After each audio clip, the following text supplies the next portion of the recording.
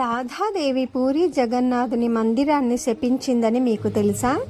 ఎందుకంటే ఒకరోజు గోపికలు అంతా కలిసి ఆలయం లోపల ఉన్న కన్నయ్య ఎంత అందంగా ఉన్నాడో కదా అని మాట్లాడుకోవడం రాధాదేవి వింటుంది.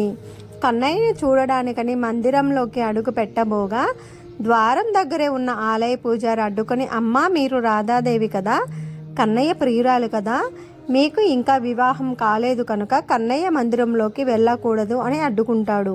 అప్పుడు రాధాదేవి కోపంతో, లోపల ఉన్నది నా కన్నయ్యను చూడడానికి నాకే అనుమతి లేదా?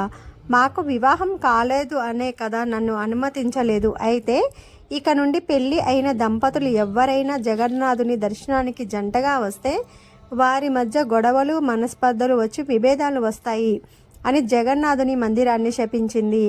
అది గ్రహించిన జగన్నాథుడు, జంటగా వస్తే కదా, వేరుగా వస్తే ఏం కాదుగా